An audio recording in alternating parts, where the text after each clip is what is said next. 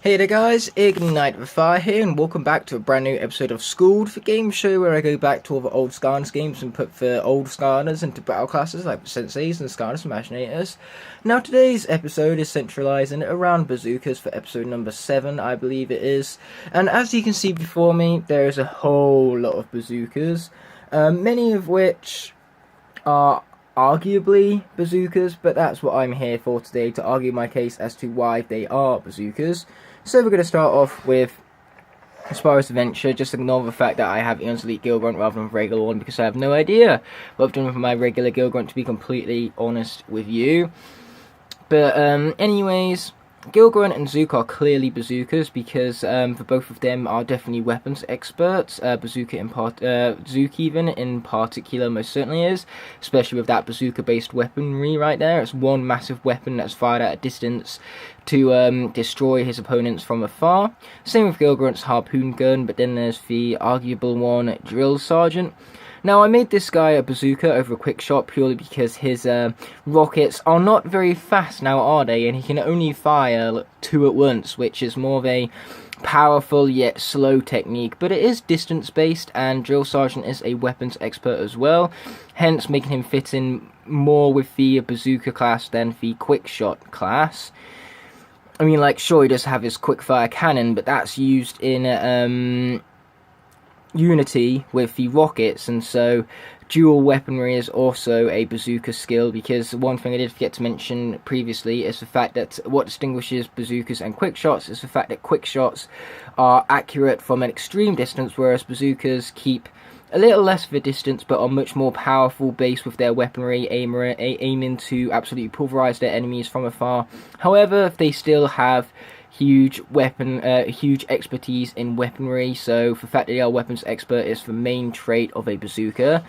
But either way, putting those guys back into the semicircle of awesomeness right there, we're instead going to move on to Giants. That involves Jetvac and Hothead. Now, Jetvac is clearly a bazooka because he has one single huge weapon which aims at dealing with enemies from afar, and that weapon is multi-purpose, which would make Jetvac a weapons expert most certainly.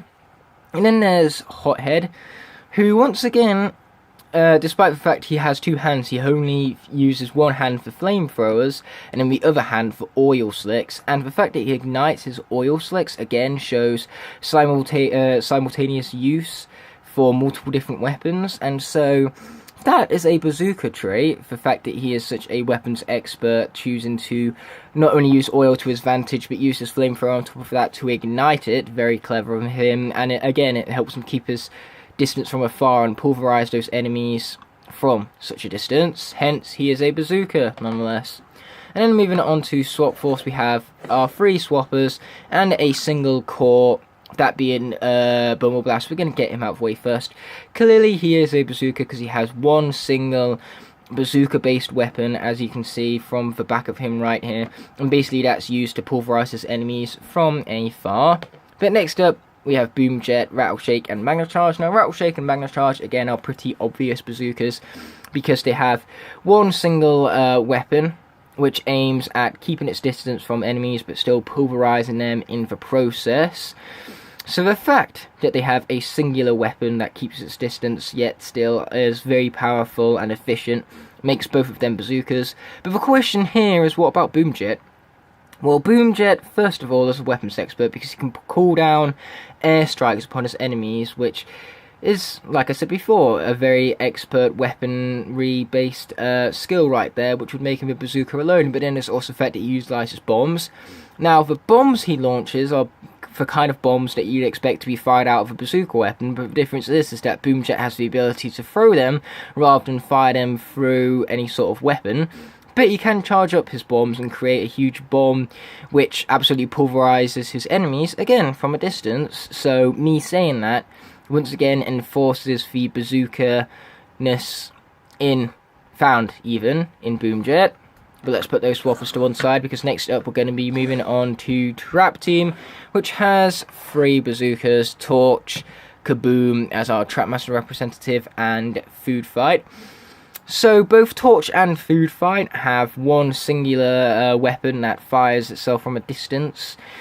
and absolutely pulverizes enemies while they are at it. Torch in particular is very powerful with her bazooka based weaponry right there, so they are very fitting bazookas. And Kaboom is very clearly a bazooka, because look at that giant cannon right there. You cannot tell me that that giant cannon is not a bazookas based weapon. It's like the definition of a bazookas based weapon. So Kaboom is a bazooka based on that alone. Not only that, but again, he is knowledgeable on all sorts of different weaponry and stuff, so that makes him a perfect bazooka in my personal opinion. But finally, there is superchargers, which, hoo boy, is there a lot of them. So out of the new cast of superchargers, 3 of them are bazookas, and then the other 3 are returning characters.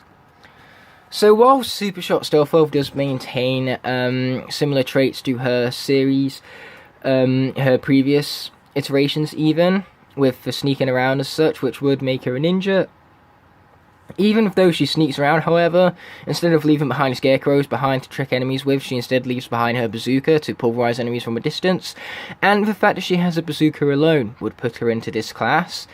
So she's more of a dual class than anything, which we'll get into later on, with the fact that she does have both ninja and bazooka based abilities, but the fact that her bazooka is emphasized within the entirety of her moveset, and the fact that it's the main part to her figure as well, definitely makes her a bazooka in my personal opinion.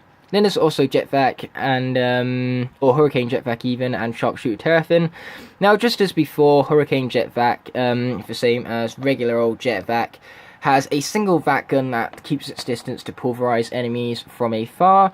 And then you can say the same for Sharpshooter Terrafin, really. He has a massive cannon which shoots sharks from a distance, which then proceed to absolutely pulverize his enemies.